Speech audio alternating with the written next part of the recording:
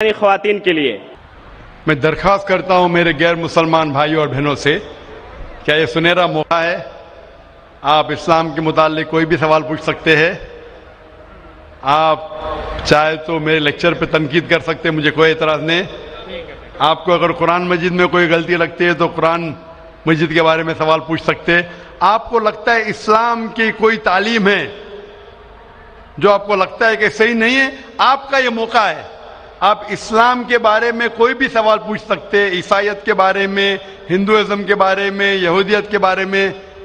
میں طالب علم ہوں اسلام اور دیگر مذاہب کا، میں اسٹوڈنٹ ہوں اسلام اور کمپیریٹو ریلیجن کا. یہ آپ کا سنہرا موقع ہے. عام طور پہ مذہبی تقریر کے بعد سوال جواب کا کھلا سیشن نہیں ہوتا. یہ موقع ہے کہ میں غیر مسلمان بھائیوں اور بہنوں سے درخواست کرتا ہوں کہ آپ کوئی بھی سوال کر سکتے ہیں، ٹاپک کے اندر ٹاپک کے باہر بھی، مجھے کوئی اعتراض نہیں. آپ چاہے تو قرآن مجید کو اٹیک کر سکتے ہیں، اسلام کو اٹیک کر سکتے ہیں. میں نوجوان ہوں لیکن میں لے سکتا ہوں. آپ کوئی بھی سوال کر سکتے ہیں، یہ آپ کا موقع ہے. آپ کو ایسے موقع بار بار نہیں آئیں گے. میری درخواست ہے، مجھے آرگنائزرز نے کہا کہ الحمدللہ کئی غیر مسلمان اس فنکشن میں آنے والے. آپ بنا جھجک کوئی بھی سوال پوچھ سکتے، چاہے تنقیدی بھی ہو تو بھی چلیں گا، مجھے کوئی اعتراض نہیں. آپ کوئی بھی سوال پوچھ سکتے. میں غیر مسلمان بھائیوں اور بہنوں سے درخواست کرتا ہوں کہ آپ مائک کی طرف آئیے اور آپ کوئی بھی سوال پوچھ سکتے ہیں. سب سے پہلے ہم چلتے ہیں مائک نمبر 1 پر. وہاں اگر کوئی غیر مسلم بھائی ہے اور ان کے ذہن میں کوئی سوال ہے تو وہ سوال کر سکتے ہیں. مائک نمبر 1 سے. آداب. آداب. السلام علیکم. وعلیکم السلام. میرا نام وجے کمار بوترا، میں کشن گنج کا نواسی ہوں. اینڈ یہاں پر ایک میری ریزن کی انڈسٹری ہے. By profession I am an entrepreneur. ماشاءاللہ. ایسا ہے، آپ کے وشے میں نے آپ کی تقریریں کافی ٹی وی پر بھی دیکھی ہے، پیس ٹی وی پر کلکتے میں، اور ہم نے ایسا پایا کہ آپ اسلام کے علاوہ ہندو شاستروں میں بھی آپ کی بہت بڑی آستھا اور بہت بڑی روچی رکھتے ہیں. میرے میں یہ جاننے کی اتسکتا ہے کہ آپ کی یہ اتسکتا ہندو شاستر کے پرتی کب آئی اور کیوں آئی، اس کے وشے میں مجھے آپ سے تھوڑا بھائی صاحب کا سوال ہے کہ انہوں نے مجھے ٹی وی پہ کلکتہ میں کئی بار دیکھا ہے اور یہ جانا ہے کہ اسلام کے علاوہ میں دیگر مذاہب کے بارے میں بات کرتا ہوں اور ہندو دھارمک کتابوں کے بارے میں بھی میں علم رکھتا ہوں. تو یہ پوچھنا چاہتے یہ خواہش کب آئی اور کیسے آئی. میں جب میرا میڈیکل کالج میں تھا تو میں متاثر ہوا ایک شخص جن کا نام تھا شیخ احمد دیدار. وہ ساؤتھ افریقہ کے تھے اور وہ اسلام اور عیسائی مذہب پہ مہارت رکھتے تھے. جب ان کی تقریر سنا تو میں ان سے متاثر ہوا اور میں نے قرآن اور بائبل کا الحمدللہ علم حاصل کیا. تو سب سے پہلے میں نے علم حاصل کیا بائبل کے بارے میں، اسلام اور عیسائیت کے بارے میں. اور جب میں ان سے ملا انہوں نے کہا کہ اسلام اور عیسائیت پہ کئی لوگ تقریر کر چکے اور کئی کتابیں لکھ چکے، لیکن ہندو مذہب اور اسلام کے بارے میں وہ چند کتابیں ہیں. انہوں نے درخواست کی کہ بیٹا عیسائیت کے علاوہ دیگر مذاہب کے بارے میں آپ مطالعہ کیجئے اور ان کو بھی پیغام پہنچائیے. اور جب قرآن مجید کی میں نے آیت پڑھی، قرآن مجید میں اللہ تعالیٰ ایشور کہتے ہیں سورہ ال عمران میں سورہ نمبر 3 آیت نمبر 64 میں تعالوا الی کلمۃ سواء بین بینکم، آؤ ہم اس بات کی طرف جو آپ اور ہم میں یکساں ہے. سب سے پہلی بات کیا ہے؟ اللہ نعبد الا اللہ، کہ ہم صرف ایک ایشور کی عبادت کریں.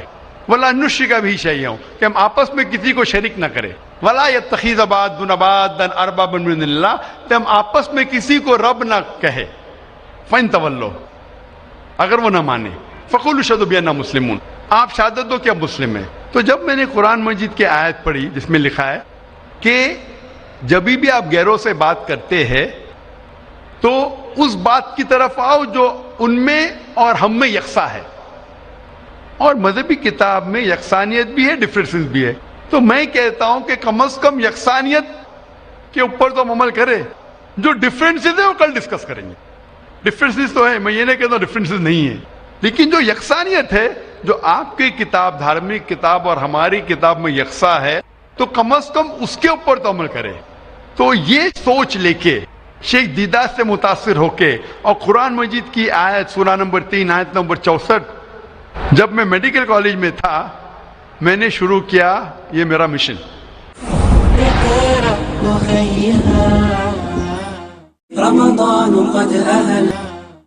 اور پھر میں نے تحقیق کرنے لگا. عیسائیت مذہب کا تو اتنے اچھے سے مطالعہ کیا تھا شیخ احمد دیداد نے کہ مجھے زیادہ تحقیق کرنے کی ضرورت نہیں پڑی, لیکن میں تحقیق شروع کیا ہندو مذہب کے بارے میں. پھر میں نے ہندو ودوان کی اسکالرس کی کتابیں پڑھنے لگی اور ڈھونڈنے لگا کیا یکساں ہے. لیکن قرآن مجید میں کہا گیا ہے کہ سب سے پہلی بات ہے اللہ نعبد الا اللہ, کہ ہم صرف ایک ایشور, ایک بھگوان, ایک اللہ کی عبادت کریں. تو جب قرآن مجید میں لکھا ہے کہ یکسانیت میں سب سے اہم ہے کہ ایک خدا, تو میں ڈھونڈنے لگا کہ ہندو مذہب کی کتاب میں خدا کے بارے میں کیا لکھا ہے. جب پڑھنے لگا تو مختلف کتابیں تھے, مختلف اسکالرس تھے. مختلف اسکالرس کو پڑھنے کے بعد پتا چلا کہ ایک ہوتا ہے کہ مذہب کو جاننا کتابوں کے ذریعے اور ایک مذہب کے ماننے والوں کے ذریعے. کبھی بھی مذہب کو جاننے کے لیے مذہب کے ماننے والوں کو مت دیکھو, ہو سکتا ہے وہ ماننے والے خود نہیں جانتے کہ ان کا مذہب کیا کہتا ہے. تو مذہب کو جاننے کے لیے سب سے بہترین طریقہ ہے کہ مذہب کی کتابوں کا مطالعہ کرے. تو میں نے ہندو مذہب کی کتابوں کا مطالعہ کرنا شروع کیا, وید کا, اپنشد کا, بھگوت گیتا کا, رامائن کا, مہابھارت کا. جب مطالعہ کرنے لگا تو عام طور پہ جب ہم پوچھتے ہیں ہندو سے, سب سے پہلی بات کہ میں ایک ایشور میں مانے. عام ہندو سے پوچھتے ہیں کہ کتنے بھگوان میں آپ مانتے ہیں, تو کچھ ہندو کہیں گے 3, کچھ کہیں گے 100, کچھ کہیں گے 1000, کچھ کہیں گے 33 کروڑ. لیکن اگر آپ ایک ودوان ہندو سے پوچھیں گے جو اپنے ہندو مذہب کا مطالعہ کر چکا ہے, مذہبی کتابوں کا مطالعہ کر چکا ہے, وید پڑھ چکا ہے, تو وہ کہیں گا کہ ہندوؤں کو صرف ایک خدا میں ماننا چاہیے. لیکن عام ہندو مانتا ہے فلسفی جسے کہتے ہیں پینتھیزم. عام ہندو کہتا ہے کہ سب کچھ خدا ہے, پیڑ خدا ہے, چاند خدا ہے, سورج خدا ہے, انسان خدا ہے, سانپ خدا ہے. ہم مسلمان کہتے ہیں سب کچھ خدا کا ہے, پیڑ خدا کا ہے, چاند خدا کا ہے, سورج خدا کا ہے, انسان خدا کا ہے, سانپ خدا کا ہے. تو یہ اہم فرق ہے عام ہندو اور عام مسلمان میں. عام ہندو کہتا ہے سب کچھ خدا ہے, ہم مسلمان کہتے ہیں سب کچھ خدا کا ہے. تو یہ فرق ہے صرف کا. اگر یہ کا کے فرق کو مٹا لے تو ہم ہندو اور مسلمان ایک ہو جائیں گے. کیسا کرنا چاہیے؟ تعالوا الی کلمۃ سواء بین بینکم, آؤ اس بات کی طرف جو آپ اور ہم میں یکساں ہے.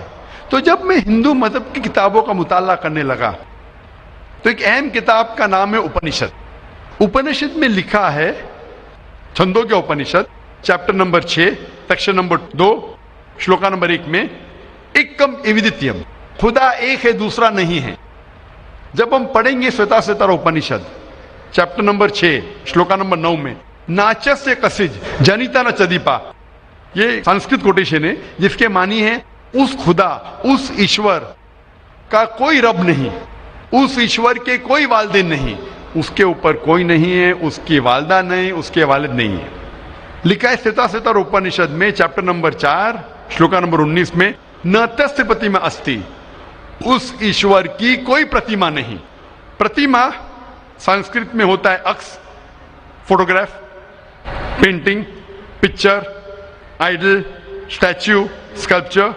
ناتست پرتیما استی, اس ایشور کی کوئی پرتیما نہیں, کوئی عکس نہیں, کوئی پکچر نہیں, کوئی فوٹوگراف نہیں, کوئی پینٹنگ نہیں, کوئی آئیڈل نہیں, کوئی اسکلپچر نہیں, کوئی اسٹیچو نہیں.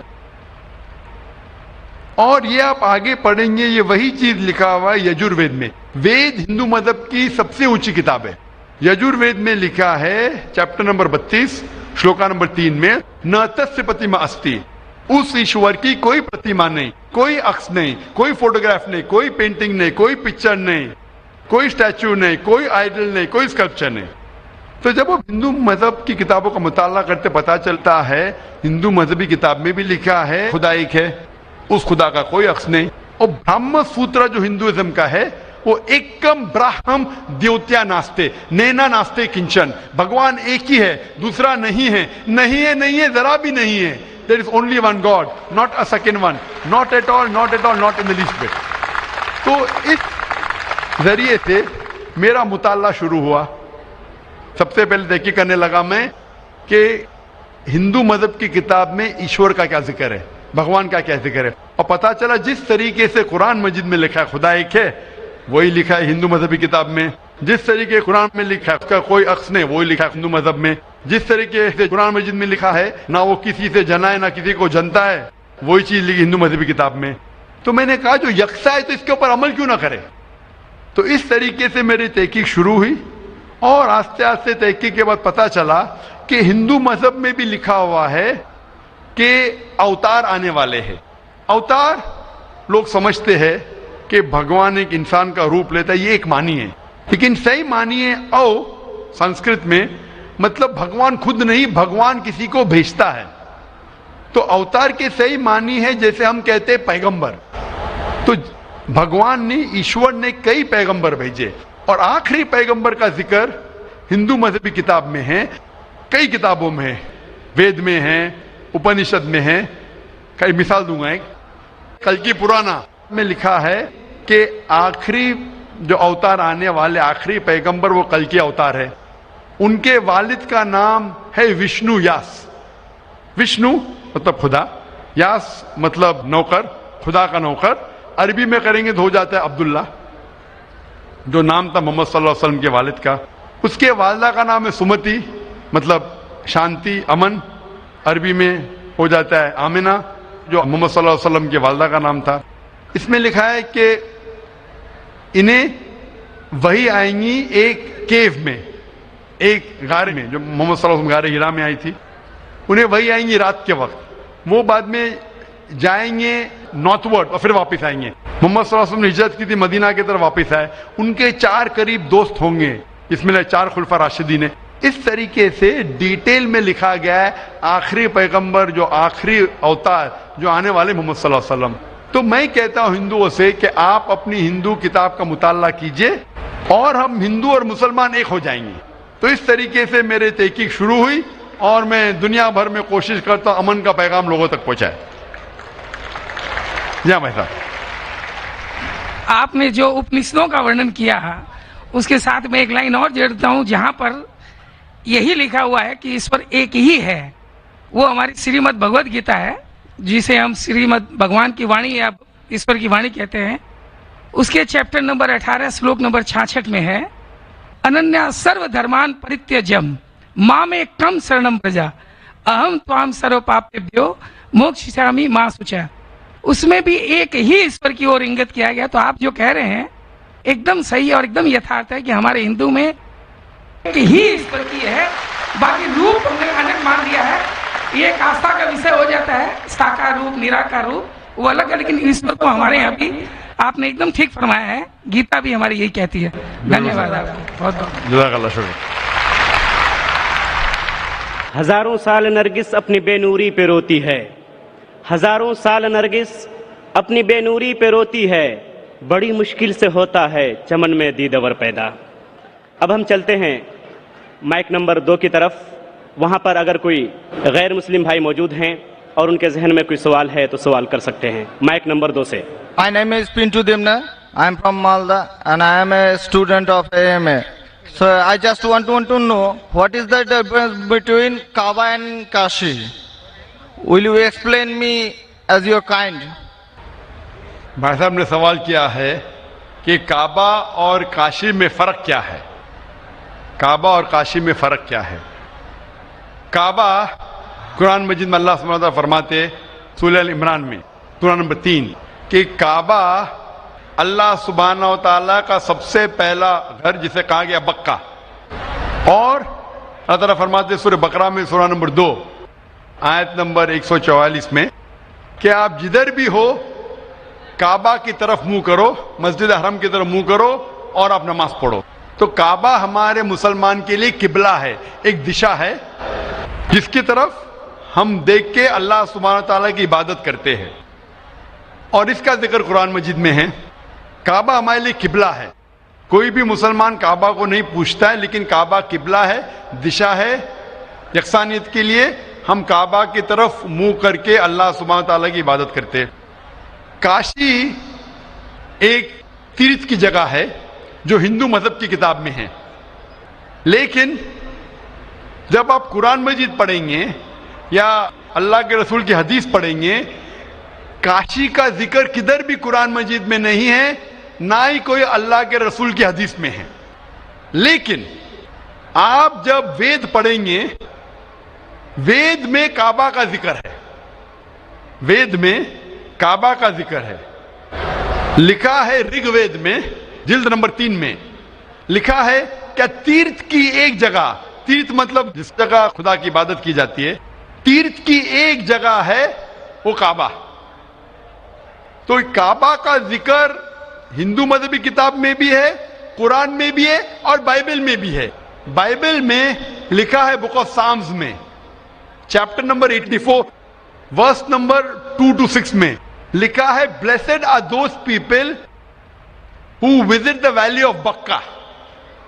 تو بائبل میں بھی کعبہ کا ذکر ہے، ہندو مذہبی کتاب میں بھی کعبہ کا ذکر ہے، اور قرآن میں اسلام کی مذہبی کتاب میں بھی ذکر ہے.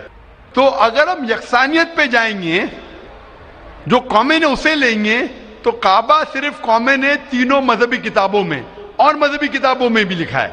تو جب آپ لیں گے تعالوا الی کلمۃ سواء بین بینکم، آؤ ہم اس بات کی طرف جو آپ اور ہم میں یکساں ہے، تو کعبہ میں یکسانیت ملتی ہے لیکن کاشی میں نہیں. کاشی کا ذکر صرف ہندو مذہبی کتاب میں ہے. تو اگر ہم یکسانیت پہ عمل کرنا چاہیں گے تو آپ اور ہمیں ماننا پڑے گا کہ کعبہ اللہ سبحانہ و تعالیٰ کا گھر ہے اور عبادت گاہ ہے، عبادت کرنے کی جگہ ہے. Hope that answers the question. Thank you.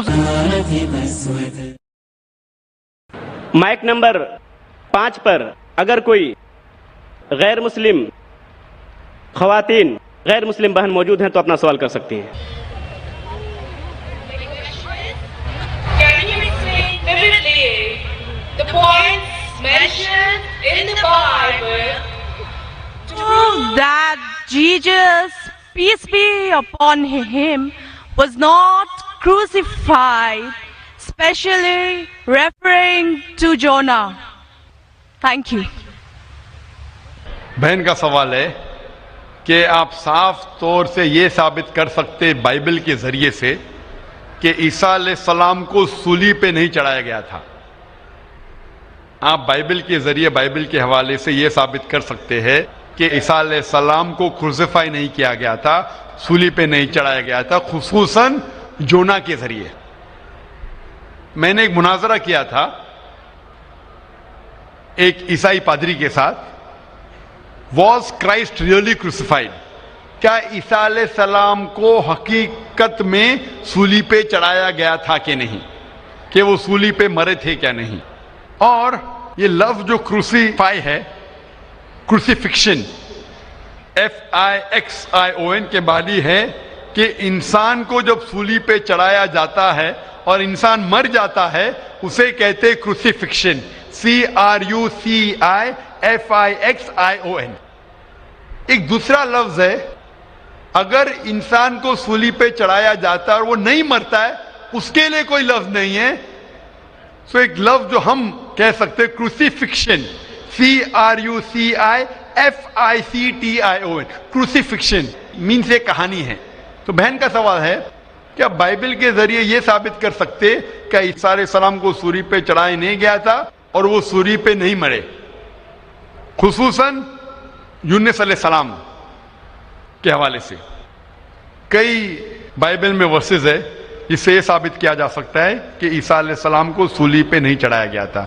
قرآن مجید میں اللہ تعالیٰ فرماتے ہیں سورہ نساء میں سورہ نمبر 4 آیت نمبر 157 میں، وہ لوگ کہتے ہیں کہ ہم نے عیسیٰ علیہ السلام کو مارا، وما قتلوا وما صلبوہ، نہ ہی ان نے ان کا قتل کیا نہ ہی ان کو انہیں صلیب پہ چڑھایا.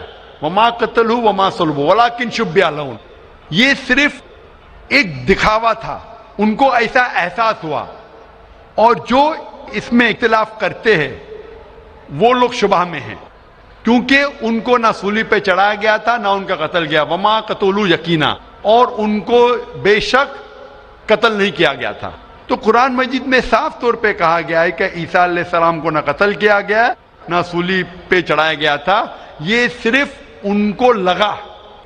اور جو کوئی اس میں اختلاف کرتا ہے وہ شبہ میں ہے. ولیکن شبہ لہم, کیونکہ عیسیٰ علیہ السلام کو نہ سولی پہ چڑھایا گیا نہ قتل کیا گیا. ابھی یہ قرآن مجید میں کیونکہ لکھا ہے تو ہم مسلمان مانتے ہیں. ہم بائبل سے کیسے ثابت کر سکتے ہیں کہ عیسیٰ علیہ السلام کو سولی پہ نہیں چڑھایا گیا؟ لکھا ہے گاسپل آف میتھیو میں چیپٹر نمبر 12 ورس نمبر 38 میں کہ جب لوگ آتے ہیں اور عیسیٰ علیہ السلام سے کہتے ہیں کہ آپ ہمیں ایک معجزہ دکھاؤ, ہمیں نشانی دکھاؤ تاکہ ہم مانیں کہ آپ اللہ کے پیغمبر ہیں, تو عیسیٰ علیہ السلام کہتے ہیں O evil and adulterous generation, you seek it after a sign, no sign shall be given to you except the sign of Jonah. عیسیٰ علیہ السلام کہتے ہیں, انہیں گالی دیتے ہیں اور کہتے ہیں کہ آپ کو کوئی نشانی دی نہیں جائیں گی, کوئی معجزہ دی نہیں جائیں گا, صرف سائن آف جونا, یونس علیہ السلام کی نشانی. No sign shall be given to you except the sign of Jonah. For as Jonah was 3 days and 3 nights in the belly of the fish, Son of Man be 3 days and 3 nights in the heart of the earth. یہ ہے حوالہ gospel of Matthew کا chapter number 12 verse number 38 سے لے کے 42 تک. عیسیٰ علیہ السلام کہتے کہ تمہیں کوئی نشانی نہیں دی جائیں گی, صرف نشانی یونس علیہ السلام کی. جس طریقے سے یونس علیہ السلام 3 دن اور 3 رات مچھلی کے پیٹ میں تھے, اسی طریقے سے میں دھرتی کے پیٹ میں 3 دن اور 3 رات رہوں گا. ابھی ہمیں جاننے کے لیے کہ سائن آف جونا کیا ہے, یونس علیہ السلام کی نشانی کیا ہے, ہمیں جانا پڑے گا دا بک آف جونا. ایک بائبل میں کتاب ہے جس کا نام ہے جونا, یونس علیہ السلام. یہ کتاب صرف 2 پیج کی ہے, یہ بہت چھوٹی کتاب ہے بائبل میں. اس کتاب کی شروعات میں لکھا ہے کہ اللہ سبحانہ و تعالیٰ نے اپنے پیغمبر یونس صلی اللہ علیہ السلام کو کہا تھا کہ اپنا پیغام پہنچاؤ, آپ جا کے پیغام پہنچاؤ نینوا کے لوگ کی طرف. یونس علیہ السلام بائبل کے مطابق کہتے ہیں وہ ڈرتے ہیں کہ یہ لوگ کیا پیغام سمجھ پائیں گے, اسی لیے نینوا جانے کے بدلے وہ ایک کشتی میں سوار ہوتے جوپا کی طرف. اور اس وقت ایک سپرسٹیشن تھا, سپرسٹیشن مطلب اندھ وشواس تھا کہ اگر کوئی اپنے مالک کا کہنا نہیں مانتا اور مالک کی نافرمانی کرتا ہے تو ایک سٹارم آ جاتا ہے سی میں, دریا میں ایک سٹارم آتا ہے. تو سٹارم آنے کی وجہ سے لوگ کہتے ہیں کہ ہم میں سے کسی ایک نے اپنے مالک کی بات نہیں مانی. یہ سب لکھا ہے بائبل میں بک آف جونا میں. یونس علیہ السلام کیونکہ اللہ سبحانہ تعالیٰ کے پیغمبر تھے, بائبل میں لکھا ہے کہ انہوں نے بات مان لی اور کہا کہ میں اپنی مالک کا کہنا نہیں مان رہا ہوں اور نینوا کے بدلے جوپا جا رہا ہوں, تو میری وجہ سے یہ سٹارم آیا. سٹارم کو کیا کہیں گے دریا میں؟ سٹارم, طوفان. طوفان, یہ طوفان دریا میں کیوں آ رہا ہے؟ یہ طوفان یونس السلام کہتے کہ میری وجہ سے آ رہا ہے, کیونکہ میں میری مالک کی بات نہیں مان رہا ہوں. اور اس وقت یہ اندھ وشواس تھا, سپرسٹیشن تھا کہ جو مالک کی بات نہیں مانے گا اس کو دریا میں پھینکیں گے تو طوفان ختم ہو جائے گا. تو یونس علیہ السلام کہتے کہ میری غلطی ہے, مجھے پھینکو. تو کیا کرتے لوگ یونس علیہ السلام کو پکڑ کے دریا میں پھینکتے ہیں. تو مجھے یہ پوچھنا ہے کہ یونس علیہ السلام کو جب دریا میں پھینکتے ہیں, بائبل میں لکھا ہے, تو یونس علیہ السلام زندہ تھے یا مردہ تھے؟ Sister, when Jonah was thrown into the water, I want to ask you the question, was Jonah dead or alive? He was alive. He was alive, زندہ تھے. ماشاءاللہ صحیح فرما رہی ہے. طوفان اتنا زور کا آ رہا تھا, طوفان میں اگر ایک زندہ انسان کو ڈالتے ہیں, وہ طوفان میں دریا میں انسان مرنا چاہیے, لیکن یونس علیہ السلام مرے یا زندہ تھے؟ He ought to die in the storm. Was he dead or was he alive? He was still alive. ماشاءاللہ صحیح جواب ہے. کہ طوفان میں مرنا چاہیے، لیکن کیونکہ وہ اللہ کے پیغمبر تھے، زندہ تھے، اس وقت ایک مچھلی آتی ہے اور مچھلی ان کو نگل لیتی ہے. A fish comes and gobbles them up. مچھلی کی پیٹ میں یونس علیہ السلام زندہ تھے یا مردہ تھے؟ In the belly of the fish was Jonah dead or alive? He was alive. He was alive. وہ زندہ تھے. مچھلی کے پیٹ میں 3 دن مچھلی یونس علیہ السلام کو پیٹ میں لے کے بائبل کے مطابق وہ گھومتی ہے، سارے سمندر گھومتی ہے 3 دن تک. مچھلی کی پیٹ میں سفوکیشن، نہ برابر سے انسان سانس لے سکتا ہے نہ جی سکتا ہے. انسان کو مرنا چاہیے یا جینا چاہیے؟ مرنا چاہیے. لیکن یونس علیہ السلام زندہ تھے یا مر گئے؟ جونا, though he was 3 days, he was there in the belly of the fish. For 3 days the fish took him in the water. He ought to die. Was Jonah yet dead or alive? He was still alive. He was still alive. ماشاءاللہ ابھی تک زندہ تھے. بہن صحیح جواب دے رہی ہے. 3 دن کے بعد وہ مچھلی یونس علیہ السلام کو الٹی کر دیتی ہے, مطلب پیٹ میں سے باہر نکلتے یونس السلام اور وہ سمندر کے کنارے پہ آتے ہیں. زندہ یا مردہ؟ The fish vomits out Jonah, peace be upon him, and throws him onto the shore. When Yunus alayhi salam, when Prophet Jonah was thrown on the shore, was he dead or alive? He was alive but unconscious. Alive but unconscious. After some time, did he gain consciousness or not? Yes, he did. Fine. Finally he was conscious and alive, no? Alive. Fine. Alive. So alive, alive, alive, alive. Miracle of a miracle of a miracle of a miracle. وہ زندہ تھے. ایک زندہ آدمی کو دریا میں جب پھینکتے مرنا چاہیے, نہیں مرتے ہیں, زندہ رہتے, معجزہ. طوفان میں مرنا چاہیے, نہیں مرتے, زندہ رہتے, معجزہ. مچھلی آ کے نگل لیتی ہے, مرنا چاہیے, زندہ رہتے, معجزہ. مچھلی 3 دن تک ان کو سمندر میں گھماتی ہے, مرنا چاہیے, نہیں مرتے, معجزہ. مچھلی ان کو الٹی کرتی ہے دریا کے کنارے پہ, وہ زندہ رہتے, معجزہ. معجزہ کا معجزہ کا معجزہ کا معجزہ.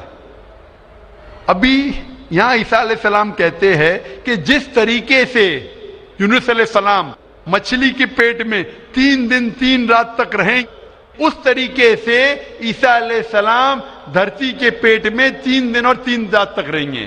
Now sister, I want to ask you, according to you, when Jesus Christ, peace be upon him, was in the sepulchre, was he dead or alive? He was alive. He was alive. So if he was alive, then how was he crucified? Crucified means someone dying on the cross. بہن کہہ رہی کہ عیسیٰ علیہ السلام جب ان کو لے کے گئے تھے قبر میں, وہ زندہ تھے. تو کروسیفائی ہونے کے لیے, سولی پہ مرنے کے لیے انسان کو مرنا چاہیے. تو وہ بائبل کے مطابق وہ سولی پہ لگایا گیا تھا لیکن مرے نہیں, انہیں اتارا گیا تھا, وہ زندہ تھے.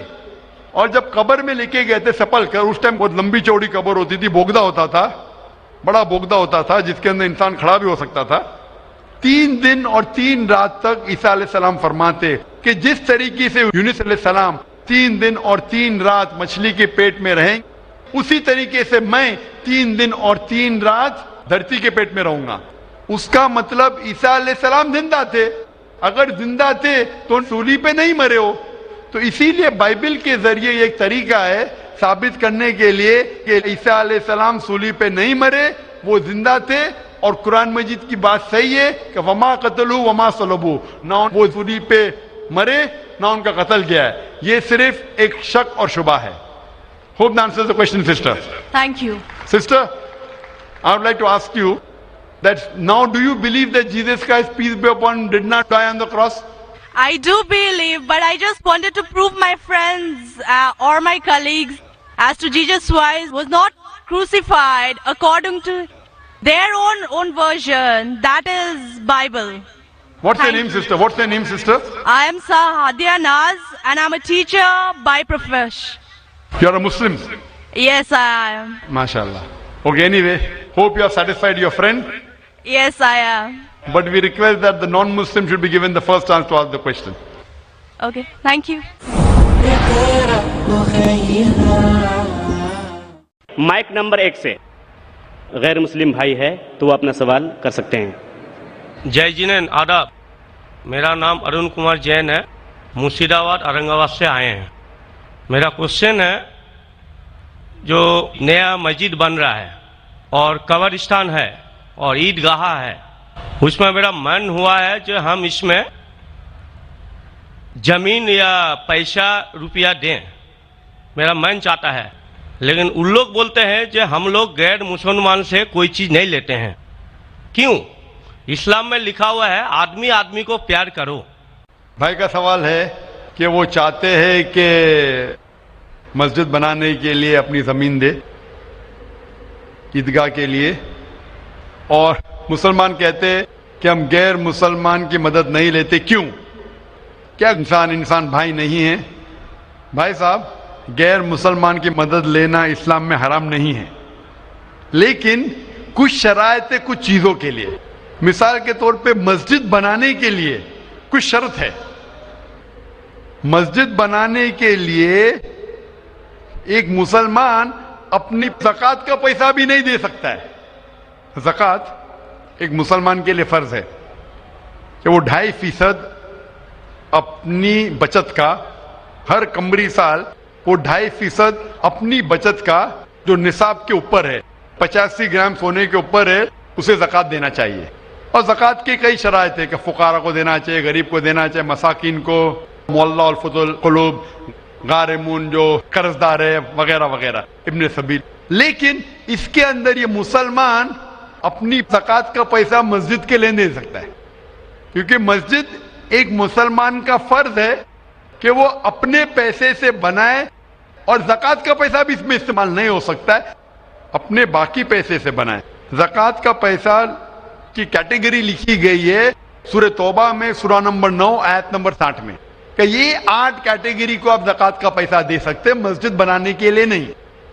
کیونکہ مسجد ایک فرض ہے، مسلمان خود اپنے پیسے سے، نہ کہ زکوٰۃ سے، اپنے باقی پیسے سے جو صدقہ ہو یا باقی پیسے سے، نہ کہ جو غریبوں کے لیے جو پیسہ محفوظ ہے، جو 8 کیٹیگری ہے اس کے لیے محفوظ ہے، وہ پیسے میں سے آپ مسجد بنانے کے لیے دے سکتے. یہ ایک شرط ہے.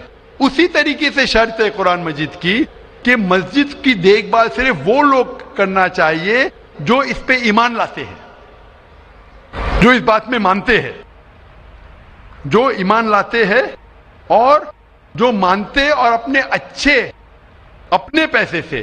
تو اگر کوئی غیر مسلمان اگر اس پہ ایمان نہیں لاتا ہے تو مسجد کے لیے استعمال نہیں کیا جا سکتا ہے. مثال کے طور پہ میں کہوں گا کہ یہاں کئی جگہ ہے اپنے ہندوستان میں جسے کہا جاتا ہے کینٹونمنٹ ایریا. کینٹونمنٹ ایریا مطلب وہ ایریا جہاں صرف ملٹری کے لوگ جا سکتے. عام ہندوستانی، میں ہندوستان کا ناگرک ہوں، میں یہ نہیں کہہ سکتا کہ میں ہندوستان کا ناگرک ہوں اسی لیے مجھے کینٹونمنٹ ایریا میں جانے دو. وہ رول ہے. کینٹونمنٹ ایریا میں جانے کے لیے فرض ہے کہ وہ لوگ جو اپنی پوری زندگی دیتے ہیں دیش کی حفاظت کرنے کے لیے، وہ لوگ کو اجازت ہے. عام آدمی کینٹونمنٹ ایریا میں نہیں جا سکتا ہے، یہ اصول ہے دیش کا. اسی طریقے سے جو لوگ ایمان لاتے ہیں مذہب پہ اور زکوٰۃ کے علاوہ اپنی باقی آمدنی کے پیسے سے مسجد بنا سکتے. تو اسی لیے کیونکہ آپ ایمان نہیں لے کے آئے تو مسجد بنانے کے لیے آپ کے پیسے کا استعمال نہیں ہو سکتا ہے. لیکن باقی خیرات کی الگ بات ہے. اگر آپ کسی کو پیسہ دیتے ہیں، کسی کو تعلیم کے لیے، مسلمان کو، تو حرام نہیں کہ مسلمان غیر مسلمان کا پیسہ نہیں لے سکتا ہے. صرف مسجد کے لیے شرط ہے. تو کچھ چیزوں کے لیے شرائط ہے، باقی چیزوں کے لیے نہیں. مثال کے طور پر آپ کہنا چاہتے ہیں کہ میں میرے پیسوں سے کوئی مسلمان کو پڑھانا چاہتا ہوں، تو کوئی مسلمان آپ کے پیسے سے تعلیم حاصل کرنا اس کے لیے حرام نہیں ہے، صرف مسجد کے لیے. اگر آپ چاہتے ہیں کہ آپ کا پیسہ مسجد میں استعمال ہو تو پہلے آپ کو مسلمان بننا پڑے گا، آپ کو ایمان لانا پڑے گا، پھر ہی آپ. کیونکہ آپ اگر جس چیز میں ایمان نہیں لے کے آتے، آپ اگر ایمان نہیں لے کے آتے کہ ہم کو ایک ایشور کو ماننا چاہیے، ہم کو صلاح پڑھنا چاہیے، تو اسی طریقے سے اگر آپ کو ایمان آ جائے گا کہ یہ مسجد صحیح عبادت کی جگہ ہے اور میں اس پہ یقین کرتا ہوں، پھر آپ کا پیسہ لے سکتے، ورنہ نہیں. Hope that answers the question. آپ کا دوسرا سوال ہے کہ ہم لوگ جو گائے کا دودھ پیتے ہیں وہ ویج ہے کہ یا نان ویج ہے؟ بھائی کا سوال ہے کہ ہم گائے کا دودھ جو پیتے ہیں وہ ویج ہے کہ نان ویج ہے. سائنٹیفکلی گائے ویج ہے کہ نان ویج ہے بھائی صاحب؟ ہم لوگ جانتے ہیں نان ویج ہے. گائے نان ویج ہے نا؟ ہاں تو اس کا دودھ ویج ہوگا یا نان ویج ہوگا؟ Non veg. لیکن ہم لوگ کا دھرم میں وہ دیوی ہے. ہاں ابھی اس کے اوپر باقی سوال آ گیا نا. آپ کا پہلا سوال تھا کہ دودھ نان ویج ہے کیا ویج ہے, تو میں نے پوچھا گائے نان ویج ہے کیا ویج ہے, آپ نے کہا نان ویج, تو دودھ بھی نان ویج ہوگا. تو سائنٹیفکلی دودھ نان ویج ہے, لیکن کیونکہ دودھ کے بنا آپ کی زندگی نہیں گزر سکتی ہے تو دودھ کو لوگ نے ویج کر دیا. آپ سمجھے نا, دودھ کے بنا زندگی گزرنا مشکل ہے تو دودھ کو ویجیٹیرین کہہ دیا. تو میرے تقریر میں جو مناظرہ ہوا تھا میرا ایک جین کے ساتھ کہ گوشت کھانا انسان کے لیے حرام ہے کہ حلال ہے. ہم بھی جین ہیں. معلوم ہے آپ کا نام جین ہے. تو ایک مناظرہ ہوا تھا with the president of the Indian vegetarian congress Mr Rashmi Bhai Zaveri, وہ پریزیڈنٹ تھے. تو ایک مناظرہ ہوا کہ گوشت کھانا انسانوں کے لیے حرام ہے کہ حلال ہے. اور مناظرے میں نے ثابت کیا کہ گوشت کھانا انسان کے لیے حرام نہیں, اچھا ہے, ثابت کیا. اور اس میں یہ بھی کہا کہ دودھ نان ویج ہے, لیکن سارے ویجیٹیرین دودھ پیتے, کیوں؟ آپ سمجھ رہے نا. تو دودھ سائنٹیفکلی از نان ویجیٹیرین. آپ نے کہا کیا ہے ہماری دیوی ہے. آپ اگر پڑھیں گے جیسا میں نے کہا کہ نہ تس پرتیماستی, اس ایشور کی کوئی پرتیما نہیں, کوئی عکس نہیں. آپ سمجھے نا, کوئی عکس نہیں, کوئی پکچر نہیں, کوئی پینٹنگ نہیں, کوئی فوٹوگراف نہیں. تو یہ وید کے مطابق یہ غلط ہو جاتا ہے. آپ سمجھے نا. لیکن پھر بھی میں جانتا ہوں کہ کئی کتابوں میں, کیونکہ ہندو کتابیں دو قسم کی ہے, شروتی اور اسمرتی. شروتی وہ کتاب جو بھگوان کی طرف سے آئے, وید انوپنشد. اسمرتی وہ کتاب جو انسانوں نے لکھی ہے. تو ایک شروتی ہوتی جو ایشور کی طرف سے ہے, اور ایک ہوتی ہے اسمرتی جو انسانوں نے لکھی ہے. تو میں جانتا ہوں کہ کئی ہندو مذہبی کتابوں میں خصوصاً اسمرتی میں ایسی چیزیں لکھی ہے جو شروتی کے خلاف ہے. یہ آپ دیکھیں گے گائے آپ کی دیوی ہے, وہ آپ وید میں نہیں پائیں گے, آپ نیچے والی کتاب میں پائیں گے. تو جب بھی کوئی اونچی یا نیچے کتاب میں ٹکراؤ ہو تو ہمیں ماننا چاہیے اونچی کتاب. قرآن اسلام کی سب سے اونچی کتاب ہے. قرآن سے کوئی بھی کتاب ٹکرائی تو ہمیں قرآن میں ماننا چاہیے, اس کتاب میں نہیں. آپ سمجھے نا. تو اسی طریقے سے اگر آپ وید میں پڑھیں گے, وید میں لکھا ہے کہ خدا کا کوئی عکس نہیں, تو اگر وہ مانیں گے تو ہمیں ماننا پڑے گا کہ خدا کا کوئی روپ نہیں.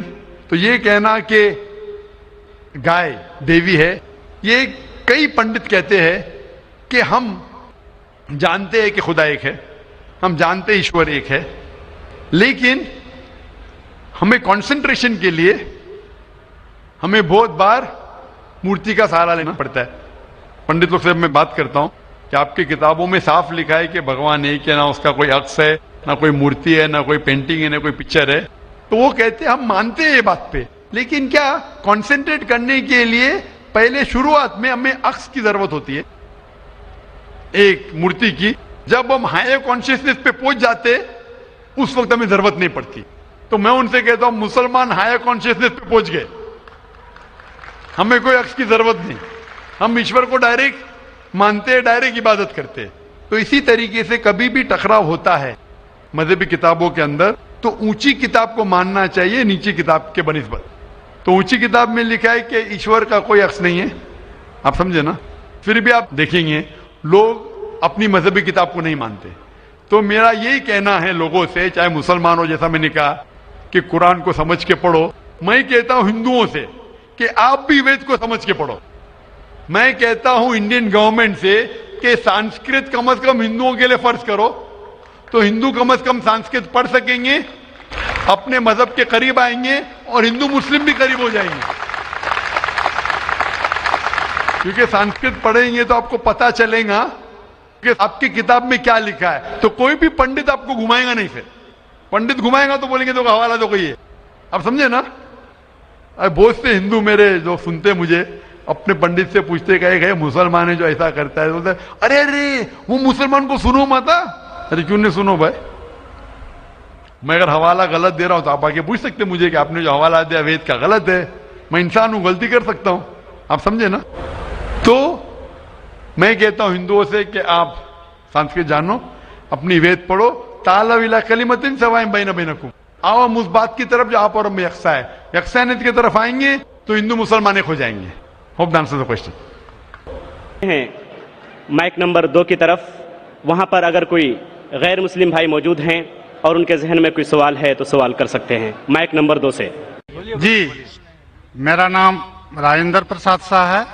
میں ارریہ ضلع کے کرسا کاٹا گاؤں کا رہنے والا ہوں, اور میں دھرم سے اگر پوچھیے تو میں نہ ہندو ہوں نہ مسلمان ہوں, میں آنند مارگی ہوں. میں بھاگوت دھرم کو مانتا ہوں. اس لحاظاً میرے من میں ایک شنکا ہے, جہاں گیتا کہتی ہے دھرم سنستھاپنارتھائے سمبھوامی جگے جگے, اور مسلمانوں سے سنتا ہوں کہ محمد از دا لاسٹ پیغمبر. میرا شک ہے کہ پرماتما اللہ کی سرشٹی انفینائٹ ویبس میں چل رہے ہیں, تو انفینائٹ سمسیایں آگے آئیں گی. تو ہوا محمد دا لاسٹ پیغمبر. اگر یہ صحیح ہے تو گیتا کا یہ کرشن کا یہ گھوشنا سمبھوامی جگے جگے کیا غلط ہے؟ بھائی صاحب نے ایک اچھا سوال پوچھا ہے. انہوں نے حوالہ تھا بھگوت گیتا کا, جس میں کرشن کہتے ہیں, انہوں نے کہا سنسکرت میں ترجمہ نہیں کیا.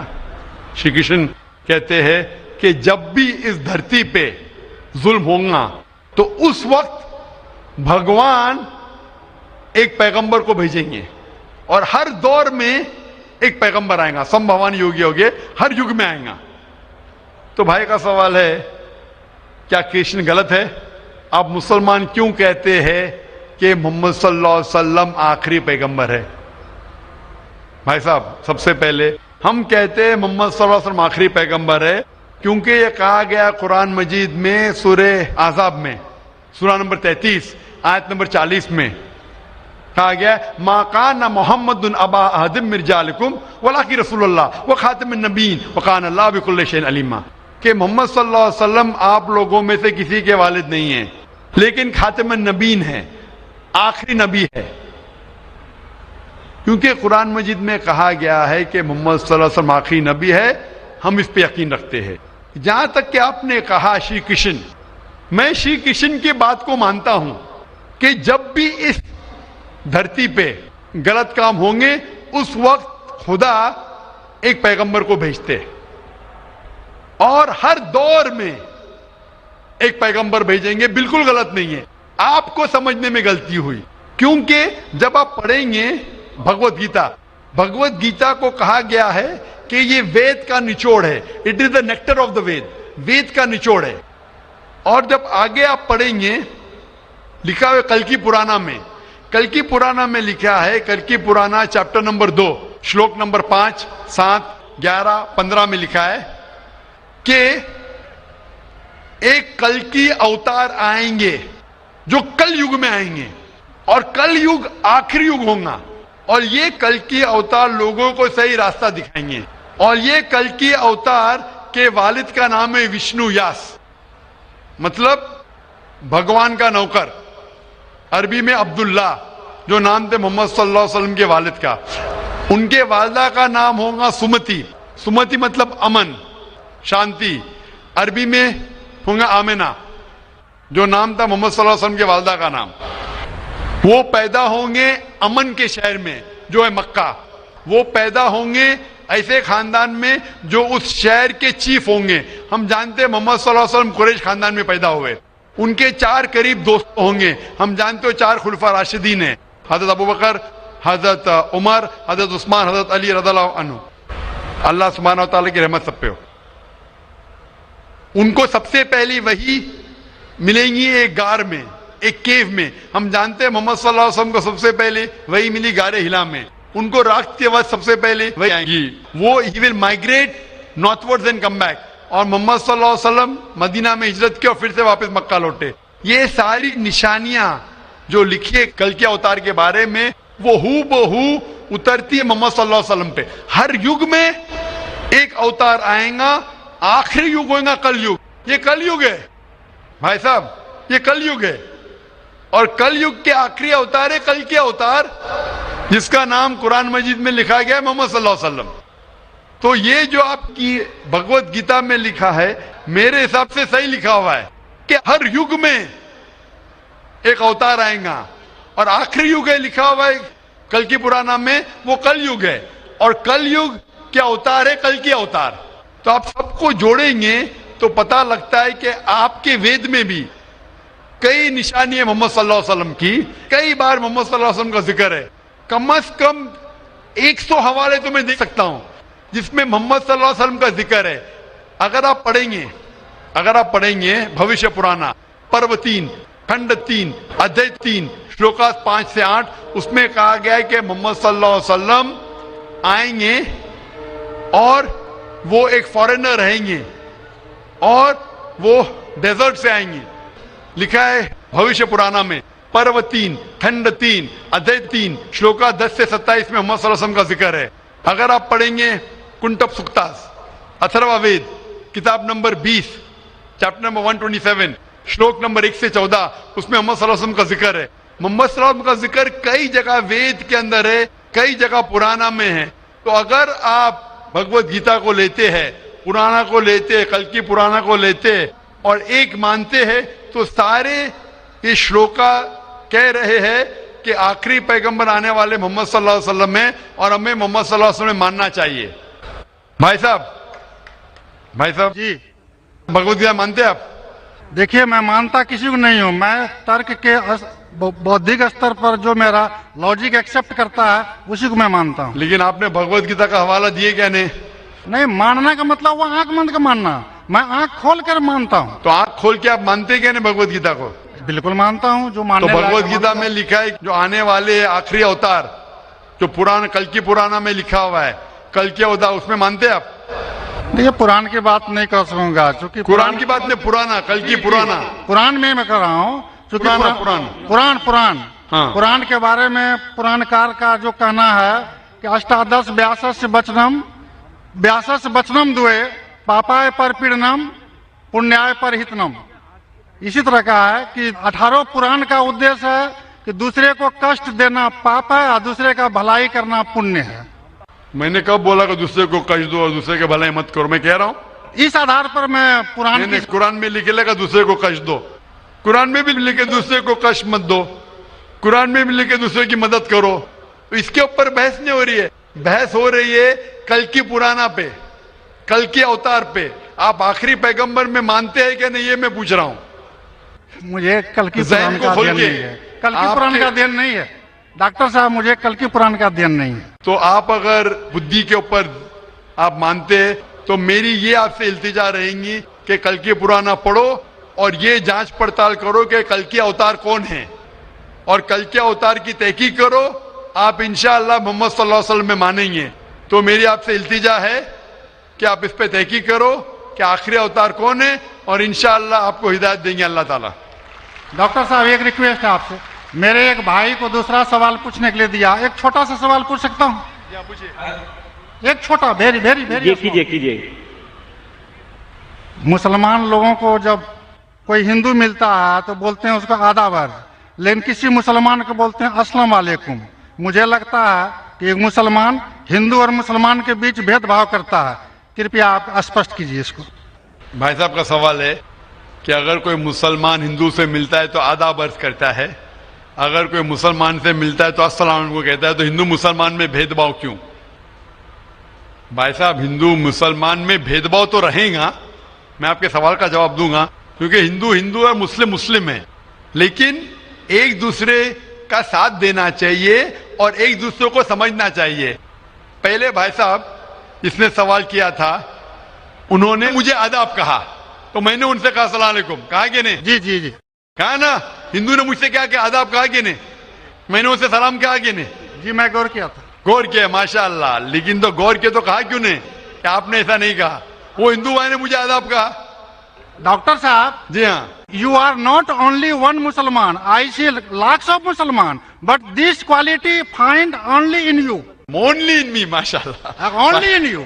بھائی صاحب کہہ رہے کہ وہ خود مسلمان کو جانتے، صرف مجھ میں دیکھا کہ میں نے سلام کہا. جی. اس کی وجہ یہ ہے کیونکہ علماء میں اختلاف ہے کہ آپ غیر مسلمان کو سلام کر سکتے کہ نہیں. پہلا یہ جان لے السلام علیکم کی معنی کیا ہے. السلام علیکم کی معنی ہے کہ آپ پہ سلامتی ہو. السلام علیکم ورحمۃ اللہ وبرکاتہ، آپ پہ سلامت رہے، رحمت رہے اور برکت رہے. نا اس میں اختلاف ہے مسلمانوں میں، مسلمان علماء میں، کہ آپ غیر مسلمان کو سلام کر سکتے کہنے، غیر مسلمان کے سلام کا جواب دے سکتے. اس میں اختلاف ہے، کیونکہ ایک حدیث ہے جس میں اللہ کے رسول فرماتے ہیں، کیونکہ ایک حدیث ہے جس کے اندر یہود لوگ مسلمان کو کہتے السلام علیکم. السلام علیکم کا معنی آپ پہ موت ہو. سام کے معنی موت. السلام علیکم آپ پہ موت ہو. تو اللہ کے رسول نے فرمایا آپ کو علیکم ان پہ بھی. تو یہ حدیث ہے، صحیح حدیث ہے. یہود لوگ کہتے تھے مسلمان کو چھیڑنے کے لیے السلام علیکم آپ پہ موت ہو. تو اللہ کے رسول نے فرمایا آپ کو علیکم آپ پہ بھی ہو. تو اس کی وجہ سے اختلاف. اور کئی حدیثیں ہیں، میں زیادہ بحث میں نہیں جانا چاہوں گا، لیکن یہ کہنا چاہوں گا کہ کچھ علماء یہ بھی کہتے ہیں کہ آپ السلام علیکم کہہ سکتے، کیونکہ قرآن مجید کی ایک آیت ہے سورہ نساء میں، سورہ نمبر 4 آیت نمبر 86 میں کہا ہے اگر کوئی آپ کو گریٹ کرتا ہے، اگر کوئی گریٹ کرتا ہے تو آپ اور بہترین طریقے سے گریٹ کرو. اگر کوئی آپ کو گریٹ کرتا ہے اور بہترین طریقے سے گریٹ کرو، یا کم از کم اتنا. تو اگر کوئی السلام علیکم کہتا ہے، مجھے کہنا چاہیے وعلیکم السلام ورحمۃ اللہ. اگر کوئی کہتا ہے السلام علیکم ورحمۃ اللہ، مجھے کہنا چاہیے وعلیکم السلام ورحمۃ اللہ وبرکاتہ، یا کم از کم اتنا. یہ ضروری ہے. تو اسی لیے اگر کوئی مسلمان مجھ سے آداب کرے تو آداب سے بہتر کیا ہے؟ السلام علیکم. اور اللہ کے رسول کے لیے کہا گیا محمد صلی اللہ علیہ وسلم کے لیے، اللہ فرماتے جو میں نے تقریر میں بیان کیا سورہ انبیاء میں سورہ نمبر 21 آیت نمبر 107 میں، وما ارسلناک الا رحمت للعالمین، کہ ہم نے محمد صلی اللہ علیہ وسلم کو نہیں بھیجا لیکن رحمت بنا کے سارے انسانوں کے لیے، سارے عالم کے لیے. تو جب محمد صلی اللہ علیہ وسلم سارے انسانوں کے لیے رحمت بن سکتے تو کیا میں السلام علیکم ورحمۃ اللہ نہیں کہہ سکتا ہوں؟ تو اس بنیاد پہ علماء کا اختلاف ہے کہ السلام کہہ سکتے. کہنے میں ان علماء میں مانتا ہوں جو کہتے ہیں کہ آپ غیر مسلمان کو سلام کہہ سکتے اور جواب بھی بہترین دے سکتے. اسی لیے جب بھائی صاحب نے کہا آداب تو میں نے کہا السلام علیکم، کہ میرے حساب سے السلام علیکم اور بہتر ہے، آداب سے بہتر ہے السلام علیکم، کہ آپ پہ سلامتی ہو، رحمت ہو اور برکت ہو. تو بھائی صاحب میرے نزدیک غیر مسلمان کے لیے سلامتی چاہنا اچھی چیز ہے، اور اسی لیے میں آپ کے لیے سلامت چاہتا ہوں. بھائی صاحب یہ lot of thanks to you sir. میں سلامت چاہتا ہوں، اور لیکن صرف منہ سے نہیں، میں چاہتا ہوں عمل سے آپ سلامتی پاؤ. اسی لیے میں کہتا ہوں کہ تحقیق کرو کل کے اوتار کے بارے میں، آخری پیغمبر کے بارے میں، محمد صلی اللہ علیہ وسلم کے بارے میں، تو آپ کو سلامتی اس دنیا میں رہیں گے اور آخرت میں بھی انشاءاللہ.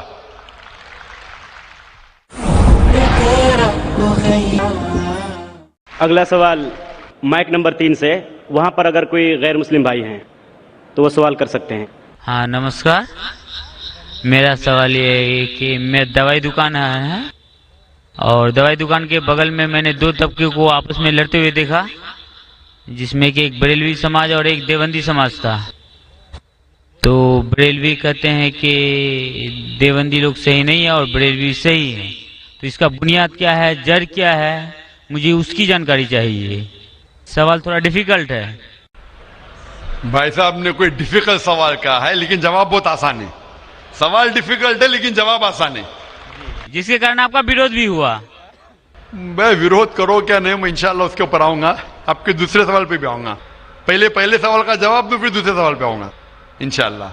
بھائی صاحب کا سوال تھا کہ وہ دوا کی دکان میں ہے اور دیکھتے ہیں کہ مسلمان جھگڑ، ایک دیوبندی ایک بریلوی ہے، اس میں سے صحیح کون ہے؟ دونوں بولتے ہیں کیا میں صحیح ہوں اور دوسرا غلط ہے. بھائی صاحب یہ دیوبندی لفظ کہاں سے ہے؟ جو دیوبند سے فارغ ہوتے دیوبندی کہتے ہیں، جو بریلی جگہ ہے بریلی سے فارغ ہوتے تو بریلی کہتے. کون سے یہ؟ وہ مسلمان سے یہ جو قرآن پہ عمل کرتا ہے, جو قرآن اور صحیح حدیث پہ عمل کرتا ہے, چاہے دیوبندی ہو, بریلوی ہو, ندوی ہو, مدنی ہو, کوئی بھی ہو, کدھر سے بھی ہو, ہندوستانی ہو, امریکن ہو, سعودی ہو, جو قرآن کے پیغام پہ عمل کرے, جو اللہ نے فرمایا اس کے اوپر عمل کرے اور اللہ کے رسول کی صحیح حدیث پہ عمل کرے, وہ صحیح ہے. اسی لیے جاننے کے لیے کون صحیح ہے, آپ کو قرآن مجید تو ترجمے سے پڑھنے پڑے گا. اگر قرآن مجید ترجمے سے نہیں پڑھیں گے تو مشکل ہے جاننے کے لیے کون صحیح ہے کون غلط ہے. تو میری تقریر کی بنیاد تھی یہ. سوال مشکل تھا, جواب بہت آسان ہے. جو قرآن پہ عمل کرے اور اللہ کے رسول کی صحیح حدیث پہ عمل کرے وہ لوگ صحیح ہے. آپ کا دوسرا سوال, یہی لوگ نے آپ پہ تنقید کی. بھائی صاحب, ہاں دوسرا سوال میرا سن لیجیے. بھائی صاحب میرا جواب تو پہلا سنو نا. آپ نے بولے کہ لوگ تنقید کرتے ہیں. ایک اصول ہے کہ جو بھی مشہور ہے اس کے اوپر لوگ تنقید کریں گے. دنیا میں سب سے بہترین انسان کون, دنیا میں سب سے مشہور انسان کون, آدم علیہ السلام سے لے کے آج تک کے ہسٹری میں سب مانتے ہیں کہ سب سے بہترین انسان محمد صلی اللہ علیہ وسلم ہے.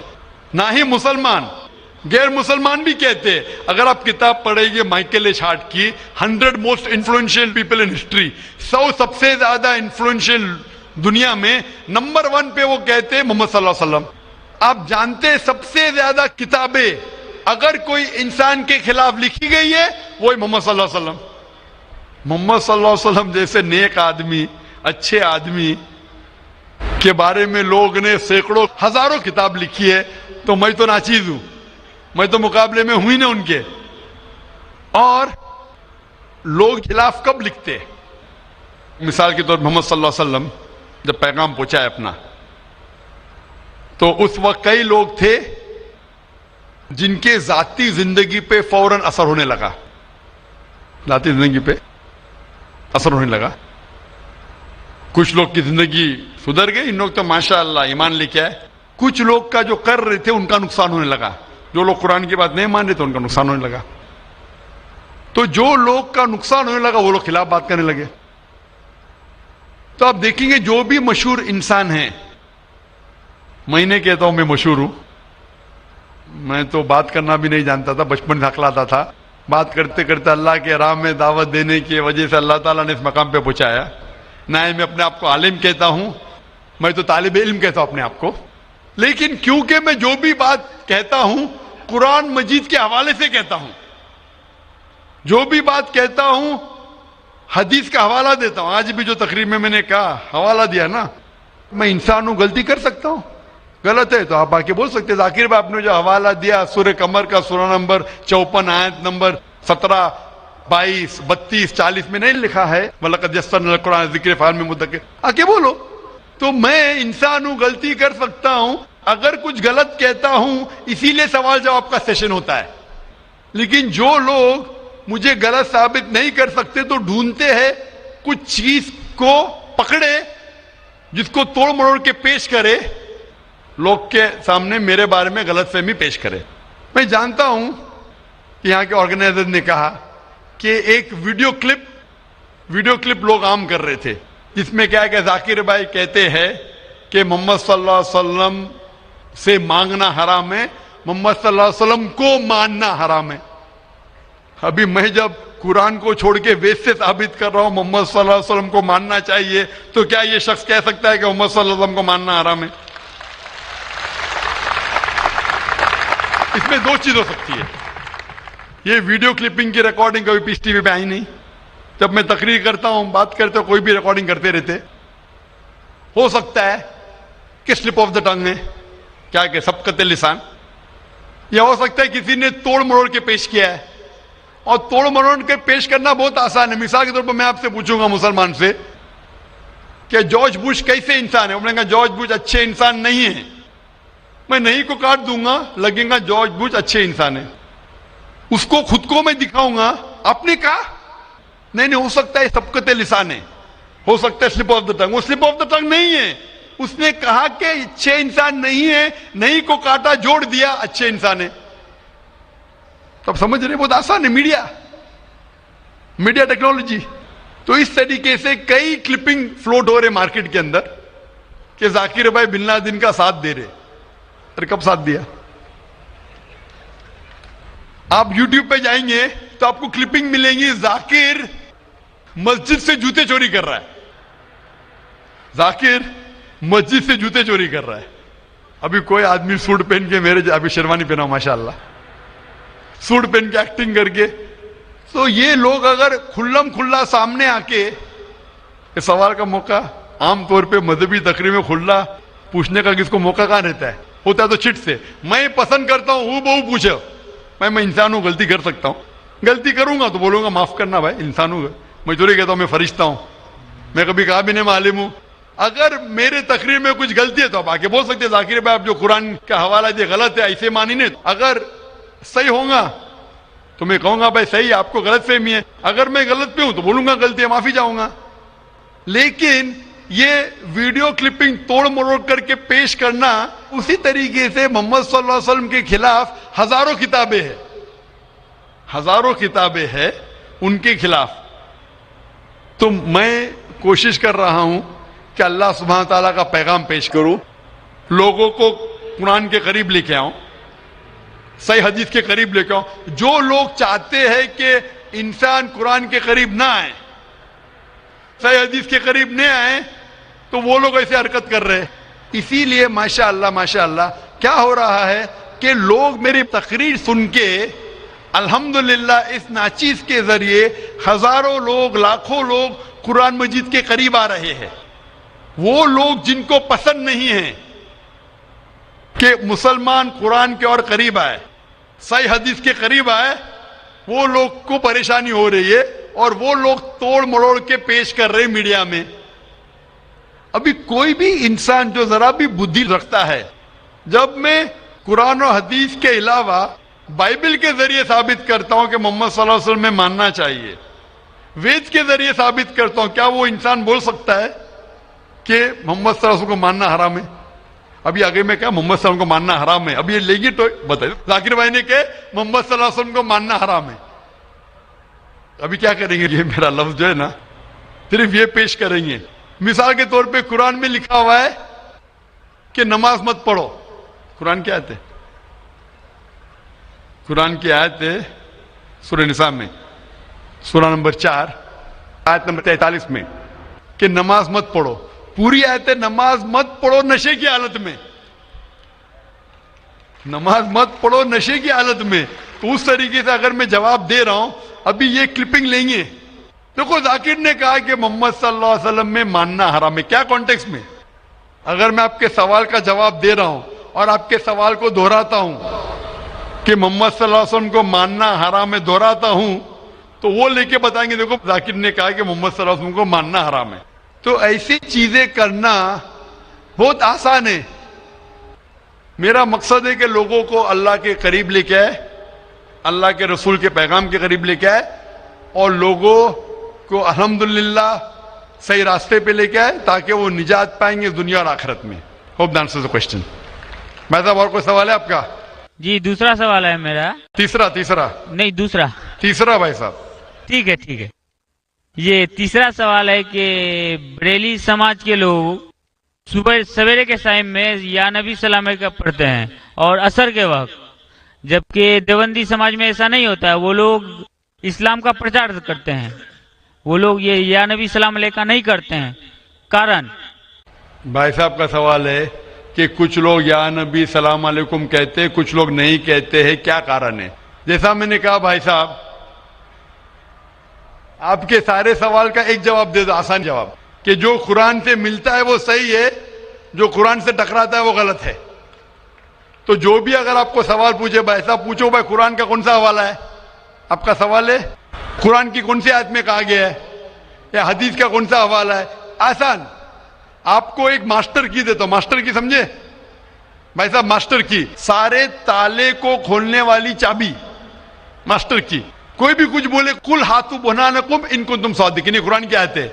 आप अपना सबूत पेश करो अगर आप सच्चे हो। तो अगर कोई भी मुसलमान कुछ कहे तो बोलो सबूत क्या है, कुरान से पेश करो। قرآن سے تو صحیح حدیث سے پیش کرو, حدیث صحیح ہے کہتے ہیں کہ کرو, اگر صحیح حدیث سے ملتا ہے, قرآن سے ملتا ہے تو صحیح ہے. تو کوئی بھی کچھ بھی سوال کرے ان سے پوچھو, قل ہاتو برہانکم, آپ اپنا ثبوت پیش کرو, برہان پیش کرو اگر آپ سچے. بھائی صاحب میں آپ سے سوال پوچھنا چاہتا ہوں, آپ نے اتنے سوال پوچھے مجھے, ہاں آپ نے کہا اسلام کا مطالعہ کیا ہے؟ نہیں کیا ہے. آپ اتنے سوال اسلام کے بارے میں کیوں پوچھ رہے؟ جی بغل میں مسلم کا دکان ہے تو جانکاری ملتے رہتا ہے. ہاں تو مسلم کی دکان بغل میں ہے, بغل کے مسلم نے آپ کو بھیجا ہوگا یہ پوچھنے کے لیے؟ نہیں غلط بات ہے. غلط بات ہے, آپ خود پوچھنا چاہتے. جی. تو بھائی صاحب آپ اتنی تحقیق کر رہے, بریلوی دیوبندی, بحث چل رہا تھا نا. بھائی صاحب آپ قرآن کو ترجمے سے کیوں نہیں پڑھتے؟ وہ بات نہیں, آج بحث چل رہا تھا دو ہی گٹ میں, بالکل صحیح. تو وہ میں چپ چاپ سن رہا تھا. ہاں تو ابھی اور میں نے سوچا آپ سے آ کے کوشچن پوچھوں گا, تو جواب مل گیا آپ کو نا کہ قرآن مجید سب سے بہترین کتاب ہے جاننے کے لیے کیا حق ہے کیا غلط ہے, سمجھے اپنا.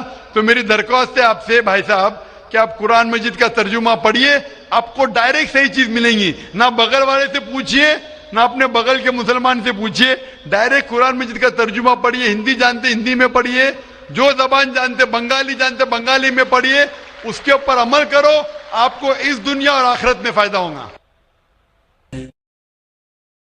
حضرات, سب سے پہلے میں آپ کو آداب عرض کرنا چاہوں گا, اور کشن گنج کی دھرتی پہ آپ جو پدھارے ہیں, تشریف لائے ہیں, اس کے لیے میں آپ کو تہہ دل سے دھنیہ واد دینا چاہتا ہوں. میرا نام جتیندر ہے اور میں پیس ٹی وی برابر دیکھتا ہوں اور برابر آپ کی تقریر میں نے سنی ہے, لیکن سوال کرنے کا آج موقع مجھے ملا ہے. مجھے تو یوں لگ رہا تھا کہ ان سوالوں کے جلجلے میں کہیں اپنا اصلی سوال نہ بھول جاؤں, مگر خدا کا شکر ہے مجھے اپنا سوال یاد ہے اور بخوبی یاد ہے. میں آپ سے گزارش کروں گا, آپ نے ابھی کئی باتوں میں ہندو اور مسلمان کو ایک کرنے کی کوشش کی, میں اسے بہت اچھی بات کہوں گا, بہت آپ نے, میں سراہوں گا اس بات کو. لیکن میرا ایک سوال ہے, ذہنی سوال ہے یہ کہ ہمارے, میں جین ہوں ویسے, broadly we are Hindu, so there is a question کہ ہم ہندوؤں میں کسی کو پریشان کرنا یا کسی کی ہتیا کرنا میں غلط کہا گیا ہے. یہ مذہب اس کی اجازت نہیں دیتا, اور جہاں تک اسلام سے میرا تعلق ہے اور اسلام کی مجھے جو تعلیم ہے اور جانکاری ہے, ان کے انسار بے گناہوں کا قتل اسلام میں بھی ورجت ہے. اسلام کہیں بھی کسی بھی صورت میں بے گناہوں کو قتل کرنے کی اجازت نہیں دیتا. اگر آپ میرے سوال کا بخوبی اور میرے ذہن میں جچنے والا سوال ہے یہ جواب دے دیں تو میں بھی آپ کا مرید بن جاؤں گا. یوں تو مرید ہوں ہی, لیکن پھر مرید بن جاؤں گا کہ انسانوں کو سب سے اونچی شریڑی میں رکھا گیا ہے جہاں تک میں جانتا ہوں. اور میں جب قریب اپنے کئی مسلمان انٹلیکچوئلز دوستوں سے سوال کرتا ہوں کہ سب کچھ ملتا ہے مگر آپ بلی کیوں دیتے ہیں, آپ ود کیوں کرتے ہیں, تو انہوں نے کہا کہ یہ چیزیں مسلمانوں کو استعمال کے لیے دی گئی ہے. میں اس پہ کلیریفیکیشن چاہوں گا صاحب کا, آپ کا کلیریفیکیشن چاہوں گا. میں اس سوال کا جواب چاہوں گا آپ سے. وعلیکم السلام بھائی صاحب, آپ پہ سلامتی ہو. بس میں سوال کیا ہے کہ وہ پیس ٹی وی ماشاءاللہ کافی وقت سے دیکھ رہے, اور وہ کہتے ہیں کہ ہر مذہب میں کہا گیا ہے کہ قتل کرنا, انسان کی جان لینا غلط ہے, حرام ہے. ہندو مذہب میں کہا گیا ہے اور اسلام میں بھی جیسے ان کی جانکاری صحیح ہے کہ بے گناہ کا قتل کرنا حرام ہے. یہ پوچھتے ہیں کہ بلی کہاں تک صحیح ہے. بلی کا مطلب میں آپ سے پوچھنا چاہتا ہوں کہ آپ یہ پوچھنا چاہتے, مطلب جیسے ہم لوگ قربانی کے ٹائم میں, میرا یہی سوال ہے, ذاتی سوال یہی ہے میرا. اگر اس سوال کا جواب دیں گے تو میں تو آپ کا مرید ہوں, لیکن پھر سے اور پکا مرید بن جاؤں گا. بھائی صاحب نے کہا کہ آپ لوگ قربانی کیوں دیتے ہیں, اور یہ قربانی کا جو سوال ہے کہ ہم عید الاضحیٰ بقرعید میں قربانی کیوں دیتے. قرآن مجید میں اللہ تعالیٰ فرماتے ہیں سورہ حج میں سورہ نمبر 22 میں کہ نہ ہی گوشت نہ ہی خون اللہ کو جاتا ہے. اللہ کو نہ خون کی ضرورت نہ گوشت کی ضرورت. یہ قربانی کے وقت اللہ کو خون نہیں جاتا نہ گوشت جاتا ہے, لیکن تقویٰ, آپ کی پائٹی, آپ کی پرہیزگاری اللہ کو پسند ہے.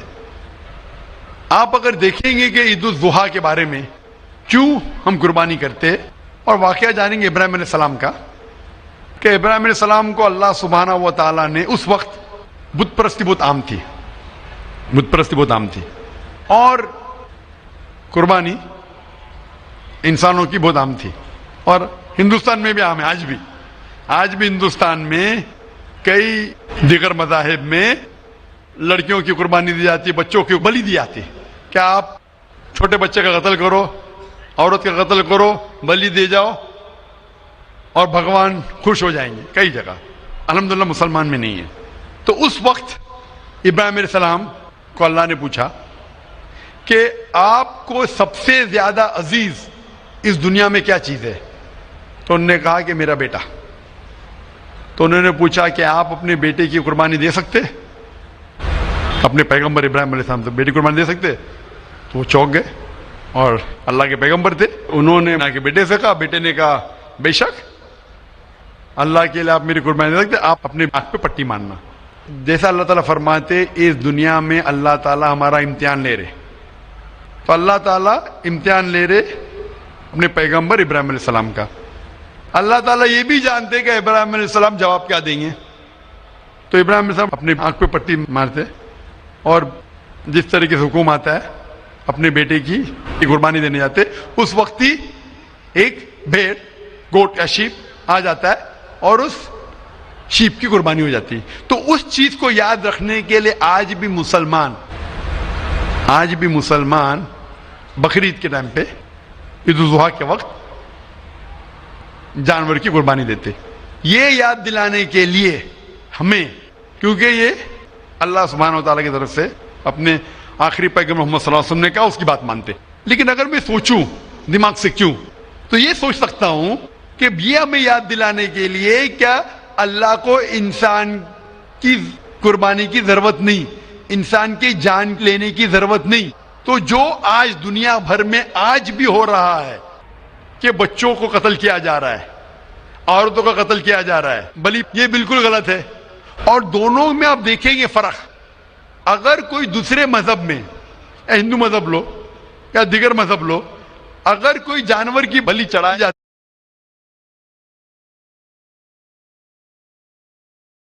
है तो उधर ही रख दिया जाता है, सर वो फजूल हो जाता है, हो सकता है कभी कोई चुपके से आके खा ले।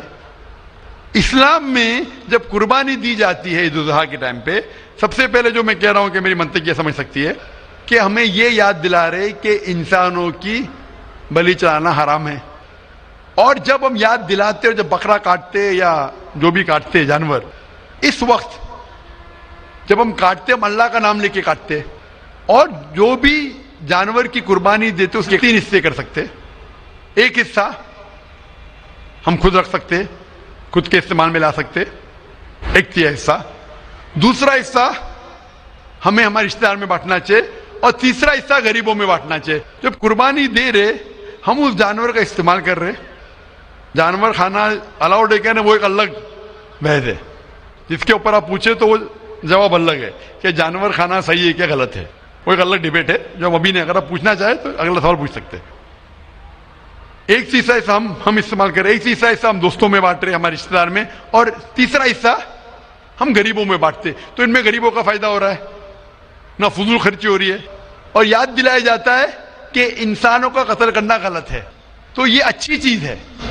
जब बलि जैसा देखे बाकी मज़ाहिब में क्या हो रहा है, इंसानों का कत्ल किया जाता है, बिल्कुल हराम है। उसके अलावा जब जानवर का भी कत्ल करते, वो जानवर फजूल खर्ची में जाता है। इस्लाम में हमें याद दिलाया जाता है, और कुरान मजीद में लिखा है सूरह माइदा सूरह 5 आयत नंबर 1 में, और सूरह नहल सूरह नंबर 16 आयत नंबर 5 में, कि जो जानवर आपके लिए हलाल है वो खा सकते, जो चौपाया है। खाली वो जानवर मत खाओ जो आपके लिए हराम है, जो हलाल है वो खा सकते। तो ये खाने के लिए हमारे लिए खुराक है। तुम कुर्बानी के वक्त ना कुछ जाया कर रहे, ना पैसे की बर्बादी कर रहे। हमें याद दिलाया जाता है क्या ना खुदा को गोश्त जाता है, ना खुदा को खून जाता है, खुदा को तकवा जाता है। हमारा तकवा, हम कितने परहेजगार है। और साथ साथ इसका इस्तेमाल होता है, एक तिया हिस्सा मैं खाता हूँ, रिश्तेदारों में बांटता हूँ, और आखिरी तिया हिस्सा मैं बांटता हूँ गरीबों में। तो इससे फायदा होता है। तो इसमें क्या गलत है?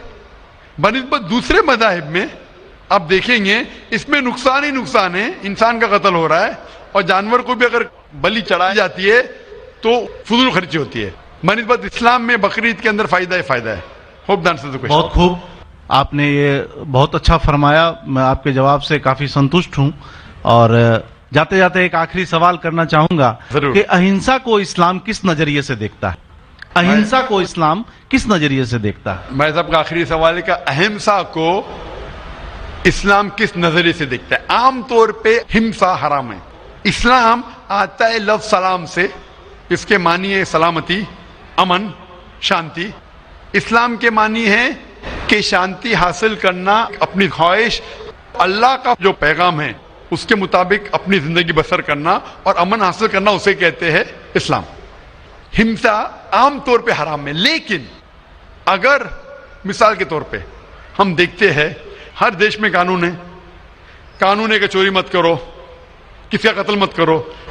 لیکن قانون کے علاوہ پولیس بھی ہے کہ اگر کوئی قانون کو فالو نہیں کرتا ہے، کوئی چوری کرے گا تو پولیس اس وقت زبردستی کر سکتی ہے، پولیس فورس کا استعمال کر سکتی ہے، پولیس کبھی کبھی ہتھیار کا استعمال کرتی ہے امن اور شانتی برقرار رکھنے کے لیے دیش میں. اسی طریقے سے اسلام میں ہمسا عام طور پہ حرام ہے. لیکن ہر انسان شانتی نہیں چاہتا ہے. کچھ انسان جو اشانتی چاہتے ہیں اور جو اللہ کا فرمان پہ عمل نہیں کرتے اور شانتی کو بھش کرنا چاہتے، اس وقت اسلام اجازت دیتا ہے کہ آخری مرحلے پہ آپ ہمسا کا استعمال کر سکتے شانتی لانے کے لیے. ہمسا کا استعمال کر سکتے شانتی لانے کے لیے، خود کے فائدے کے لیے نہیں. اسی لیے عام طور پہ جتنے بھی آپ نے دیکھے ہوئے ہیں جو جنگ اللہ کے رسول لڑی، اکثر وہ تھا سیلف ڈیفنس میں. اگر کوئی چور میرے گھر میں گھستا ہے اور میری بیٹی سے بدتمیزی کرتا، میں کیا کہوں گا؟ میں ہمسا میں مانتا ہوں، میں ہاتھ نہیں لگاؤں گا. میں میری چوڑیاں نہیں پہنا ہوگی ہاتھ میں. مسلمان ہوں لیکن چوڑیاں نہیں ہاتھ میں پہنا ہوں. آپ کے گھر میں کوئی چور گھستا ہے اور آپ کی بیٹی سے بدتمیزی کرتا، آپ کیا کریں گے؟ جی ہاں، میں مقابلہ کروں گا. مقابلہ کریں گے، ہاتھ بھی اٹھائیں گے نا. اس طریقے سے ہمسا کا استعمال آخری مرحلے پہ اگر دوسرا کوئی چارہ نہیں ہے تو استعمال کیا جا سکتا ہے حق کے لیے، نہ حق کے لیے نہیں. دوسرے کو تکلیف پہنچانے کے لیے غلط ہے، دوسرے کا مال ہڑپ کرنے کے لیے حرام ہے. لیکن خود کے بچاؤ کے لیے یا امن حاصل کرنے کے لیے ہمسا کا استعمال کیا جا سکتا ہے. لیکن اصل میں اسلام آتا ہے لفظ سلام سے، جس کے معنی ہے سلامتی، امن، تاکہ دنیا میں سلامتی پہنچے. بہت خوب، بہت اچھا لگا آپ کو سن کے. پھر ایک بار میں تہ دل سے آپ کا شکریہ ادا کرنا چاہوں گا. چاہتا ہوں کہ آپ خدا حافظ. ایک خدا میں مانتے؟ میں ایک دم ایک خدا کو نہیں، میں اپنے اندر میں بیٹھے برہم کو مانتا ہوں. میری اپنی الگ سوچ ہے. میں کسی مندر میں نہیں جاتا ہوں، یہ بات نہیں ہے، جاتا ہوں، لیکن میری اپنے اندر کی آواز ہے کہ انسانوں کی خدمت کرو، انسانوں کی عزت کرو اور بھٹکے ہوئے کو راہ دکھاؤ. میرا بھی یہی ہے.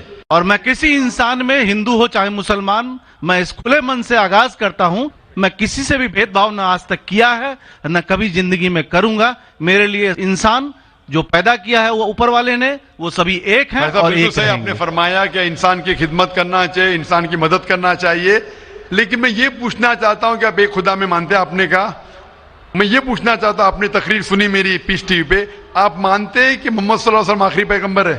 نہیں، میں اس بحث میں نہیں پڑھنا چاہتا، میں اس بحث میں نہیں پڑھنا چاہتا. لیکن میں اتنا جانتا ہوں کہ ہمارا خدا ایک ہے اور ایک ہی طاقت ہے جو پورے سبھی سنسار کو، پورے یونیورس کو، پوری بات تو بہت کہنے کی ہے لیکن یہ سمے اور وقت کا تقاضا ہے. بالکل سمے کا تقاضا ہونے کی وجہ سے میں آخری چیز کہوں گا آپ سے بھائی صاحب کہ آپ نے پیس ٹی وی پہ اتنے تقریر سنے، آپ کہتے ہیں کہ بھگوان ہے، کہ میں اس میں مانتا ہوں.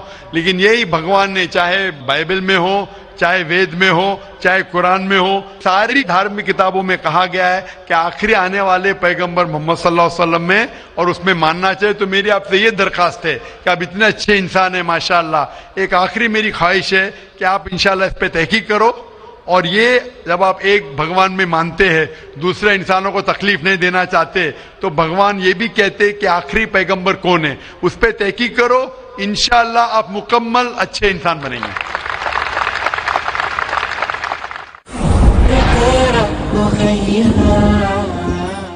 مائک نمبر 2 کی طرف، وہاں پر اگر کوئی غیر مسلم بھائی موجود ہیں تو سوال کر سکتے ہیں. ہاں، میں راجیش کدر بول رہا ہوں. میں ایک انجینئرنگ اسٹوڈنٹ ہوں. میں آج اپنے آپ کو بہت پراؤڈ فیل کر رہا ہوں क्योंकि मैं आज डॉक्टर जाकिर साहब के सामने खड़ा हूँ। सर, मेरा सवाल ये है कि आपके वैल्यूएबल स्पीच के शुरू में आपने कहा था कि कुरान ही एकमात्र ऐसा किताब है जो हर जाति हर धर्म के लिए एक इंस्ट्रक्शनल मैनुअल है, लेकिन मेरा मानना ये है कि हर जाति हर धर्म के लिए, जैसे हिंदू के लिए गीता और क्रिश्चियन के लिए बाइबल, ये अपना अपना इंस्ट्रक्शनल मैनुअल है। सर, तो मेरा सवाल ये है कि क्या कुरान ही ऐसा किताब है, कोई दूसरा किताब नहीं है जो दूसरे जाति दूसरे धर्म के लिए उसका इंस्ट्रक्शनल मैनुअल होगा? भाई साहब ने बहुत अच्छा सवाल पूछा है। उन्होंने कहा है कि मैंने मेरे तकरीर में कहा कि कुरान सारी जाति के लिए इंस्ट्रक्शन मैनुअल है। मैंने मेरे तकरीर में कहा कि कुरान सारे इंसानों के लिए इंस्ट्रक्शन मैनुअल है। और आपका ये सवाल है कि आपके हिसाब से वेद और भगवत गीता हिंदुओं के इंस्ट्रक्शन मैनुअल किताब है, कुरान मुसलमान की किताब है, इंस्ट्रक्शन मैनुअल है, तो क्या सिर्फ कुरान ही सारे इंसानों के लिए इंस्ट्रक्शन मैनुअल है, ऐसी कोई और किताब है क्या नहीं? ये सवाल बहुत अच्छा है। इसका जवाब कुरान मजीद में अल्लाह ताला फरमाते, सूरह राद में सूरह नंबर 13 आयत नंबर 38 में अल्लाह ताला फरमाते लिकुल्ली अजलिन किताब, कि हर दौर में अल्लाह ने एक किताब नाजिल की। हर दौर में अल्लाह ने किताब नाजिल की। नाम से कुरान मजीद में 4 किताबों का जिक्र है जो अल्लाह ताला ने एक नाजिल की, तोरा, जबूर, इंजील और कुरान। तोरा नाजिल की गई थी मूसा अलैहि सलाम पर, जबूर नाजिल की गई थी दाऊद अलैहि सलाम पे, इंजील नाजिल की गई थी ईसा अलैहि सलाम पे, और कुरान जो आखिरी किताब है नाजिल की गई थी आखिरी पैगंबर मोहम्मद सल्लल्लाहु अलैहि वसल्लम पे। आपका सवाल है कि सिर्फ कुरान सारे इंसानों के लिए, बाकी किताब नहीं है। अभी ये 4 किताबों का कुरान मजीद में जिक्र है, लेकिन कुरान मजीद में यह भी कहा गया है कि हर दौर में एक किताब है। मिसाल के तौर पे सूफ इब्राहिम, वो भी किताब है। तो अल्लाह ताला ने कई किताबें नाजिल की है, सिर्फ नाम से 4 का जिक्र है, इसके अलावा और किताबें हैं। कोई मुझे हिंदू पूछता है क्या आप कह सकते हैं क्या वेद अल्लाह की किताब है? मैं कहता हूं कि कुरान मजीद में नाम से वेद का जिक्र नहीं है, तो मैं ये नहीं कह सकता हूं कि वेद अल्लाह की किताब है। मैं ये कह सकता हूं हो सकता है, मैं नहीं जानता, हो सकता है वेद अल्लाह की किताब है, हो सकता है नहीं है, क्योंकि कुरान मजीद में इसका जिक्र है। मैं 100% नहीं कह सकता हूं कि ये है, लेकिन मैं ये जानता हूं कि जितनी भी किताबें कुरान मजीद के पहले नाजिल हुए वो सिर्फ अपने लोगों के लिए थी और हिदायत थी एक वक्त के लिए। जितनी भी किताबें नाजिल हुई कुरान मजीद के पहले, चाहे तोरा हो, जबूर हो, इंजील हो, या जितनी भी किताबें जिसका जिक्र कुरान मजीद में नहीं आता है, वो नाजिल हुई थी अपने लोगों के लिए। वो पैगाम का अमल करना चाहिए जब तक नई किताब नाजिल ना हो। अगर मान भी लेता हूं कि वेद अगर खुदा की किताब हो, मान लेता हूं मैं आपकी बात का वेद खुदा की किताब है, तो वो सिर्फ उस वक्त के लिए था, उन लोगों के लिए था, आज के लिए नहीं। क्योंकि कुरान मजीद अल्लाह की आखिरी किताब है, वो सिर्फ मुसलमानों के लिए नहीं और सिर्फ 1400 साल पहले के लिए, क्योंकि वो आखिरी किताब है, वो सारी इंसानियत के लिए थी और क़यामत तक है। जितनी किताबें पहले आई वो सिर्फ महदूद थी एक वक्त के लिए और एक समय के लिए, खुसूसन कुछ इंसानों के लिए। मिसाल के तौर के ऊपर तोरा नाजिल हुआ था सिर्फ यहूदी के लिए, मूसा अलैहिस्सलाम पे नाजिल हुआ था जब तक नई वही नहीं आई, उस वक्त के लिए और उन लोगों के लिए। आज क्योंकि कुरान मजीद आखिरी कलाम है, वो सिर्फ मुसलमानों के लिए नाजिल नहीं किया गया था, सिर्फ अरबों के लिए नहीं, लेकिन सारे इंसानों के लिए। और जो कुरान मजीद का पैगाम है वो सिर्फ 1400 साल पहले के लिए नहीं है, वो क़यामत तक के लिए। इसीलिए अगर मैं मान भी लेता हूं वेद खुदा का कलाम था, वो सिर्फ उस वक्त के लिए था, और जितने भी अल्लाह के कलाम जो कुरान मजीद के पहले आए, वक्त के दौरान उनमें मिलावट होने लगी। आज आप तहकीक करेंगे जितनी मजहबी किताब, कुरान मजीद के अलावा सभी मजहबी किताब में मिलावट है, उसमें कंकॉक्शन है, फैब्रिकेशन है, बहुत मिलावट है। मिसाल के तौर पे महाभारत पढ़ते हैं, जो कहते हैं पंडित कि महाभारत सबसे पहले कहा गया था, अर्जुन के ग्रैंडसन ने कहा था, उस वक्त 8000 श्लोक थे। ये कहानी दोहराई गई जनरेशन के बाद जनरेशन, پھر مہابھارت میں ہو گئے 24,000 شلوک, آج مہابھارت میں 1,00,000 شلوک ہے, تو اس میں ملاوٹ ہونے لگی. آج آپ دیکھیں گے مہابھارت ٹیلی ویژن پر, اس کے اندر بیک گراؤنڈ میں ماروتی کار بھی جا رہی ہے, یہ اور ایک ملاوٹ ہے ماروتی کار مہابھارت میں. تو اسی لیے جتنی بھی کتابیں اللہ نے نازل کی, کیونکہ وہ سارے انسانیت کے لیے نہیں تھا اور قیامت کے لیے نہیں تھا, اللہ تعالیٰ نے اسے ضروری نہیں سمجھا محفوظ رکھنے کے لیے, بٹ کیونکہ قرآن مجید آخری کتاب ہے اور اللہ سبحانہ و تعالیٰ جانتے کہ ایک تا قیامت تک رہنے والی ہے, اسی لیے اللہ تعالیٰ فرماتے سورہ ہجر میں سورہ نمبر 15 آیت نمبر 9 میں کہ ہم نے قرآن نازل کیا, ہم اس کی حفاظت کریں گے. تو اسی لیے یہ کہنا کہ باقی کتاب, تو آج قرآن مجید صرف مسلمانوں کے لیے نہیں, سارے انسانوں کے لیے, چاہے آپ ہندوستان میں رہ رہے ہو, چاہے پاکستان میں جی رہے ہو, چاہے سعودی عربیہ میں, چاہے امریکہ میں, چاہے UK میں, چاہے آپ ہندو مذہبی خاندان میں پیدا ہو یا عیسائی خاندان میں پیدا ہو یا مسلمان خاندان میں پیدا ہو, آج سارے انسانوں کو اللہ کے آخری پیغام قرآن مجید پڑھنا چاہیے, اس پہ عمل کرنا چاہیے, اس کی بات ماننا چاہیے. اسی لیے میں کہتا ہوں قرآن مجید سارے انسانوں کے لیے.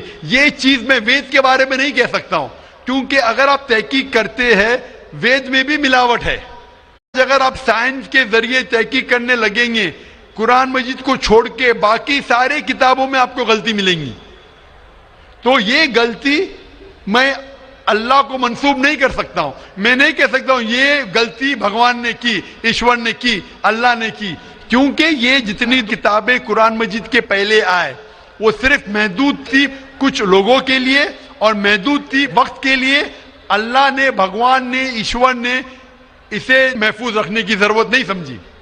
آج کیونکہ قرآن مجید آخری پیغام ہے اللہ کا, اللہ تعالیٰ کہ وہ محفوظ رکھیں گے. اسی لیے میں کہتا ہوں قرآن مجید ایک واحد کتاب ہے ساری دنیا میں جو سارے انسانوں کے انسٹرکشن مینیول ہے, میری بھی اور آپ کی بھی. Hope the answer the question Brother. Thank you sir. تو آپ مانتے ہیں کہ قرآن مجید آپ کی انسٹرکشن مینیول ہے بھائی صاحب؟ جی سر مانتے ہیں. آپ مانتے ہیں کہ خدا ایک ہے؟ وہ ٹھیک ہی بنا ہے, خدا ایک ہی ہے. ہم مانتے ہیں کہ آپ مانتے بت پرستی غلط ہے؟ نہ وہ نہیں مانتے, ہم مانتے ہیں کہ نہ مانتے مورتی پوجا غلط ہے؟ ہم مانتے ہیں کہ ہمارا ایشور ایک ہی ہے, یہی ہم مانتے ہیں. آپ مانتے ایشور ایک, لیکن آپ مانتے ہیں کہ ایشور کی مورتی ہے؟ میرا ایک دوسرا سوال ہے اس کے بھائی لیے. صاحب میں آپ سے پوچھنا چاہتا ہوں کہ آپ مانتے ایشور کی مورتی ہے کیا نہیں؟ وہی اسی کے وشے میں میرا ایک سوال ہے سر. ہاں پوچھے بھائی صاحب. سر اگر آپ بولتے ہیں کہ ایشور کی کوئی مورتی نہیں ہونا چاہیے, میں نہیں کہہ رہا ہوں, وید کہہ رہی ہے. ہاں وید کہہ رہی ہے, ناتس پرتیما استی, تو سر ایشور کا کوئی عکس نہیں. سر میرا سوال ہے, اگر ایشور کی کوئی مورتی نہیں ہے تو ہم بھکت ہو کے جو یہ داڑھی مونچھے رکھتے ہیں, تو ہم بھکت ہو کے اپنا ہم کہے ایسا فیشن چیز رکھتے ہیں. بھائی صاحب کا سوال ہے اگر ایشور کا کوئی عکس نہیں ہے تو ہم بھکت ہو کے داڑھی مونچھ کیوں رکھتے؟ کیونکہ ہم ایشور نہیں ہے نا, ایشور کا آکار نہیں, کوئی عکس نہیں ہے, ہمارا تو عکس ہے نا. تو ایشور ہمارے خالق ہے, ہمارے رب ہے, ہم تھوڑی ایشور ہے. تو ہم داڑھی مونچھ رکھتے ہیں کیونکہ کچھ لوگ داڑھی مونچھ رکھتے ہیں اچھا رکھنے کے لیے, کوئی دوسرے وجہ کے لگتے. انشاءاللہ تیسرے دن جو ہے یہ پیس کنونشن کا, اس میں اس کا ڈیٹیل جواب دیا جائے گا انشاءاللہ. Thank you sir. آج کے سوال و جواب کا یہ سنہرا موقع یہاں پر ختم ہوتا ہے. اقرأ أخيا ورتل القرآن اصبح بصوتك اسمع الأكوان. اقرأ كلام الله داوي نفوسنا لنحس في أعماقنا الإيمان. كم من فؤاد كالحجارة قسوة فإذا وعى القرآن حين لانا. كم من فؤاد كالحجارة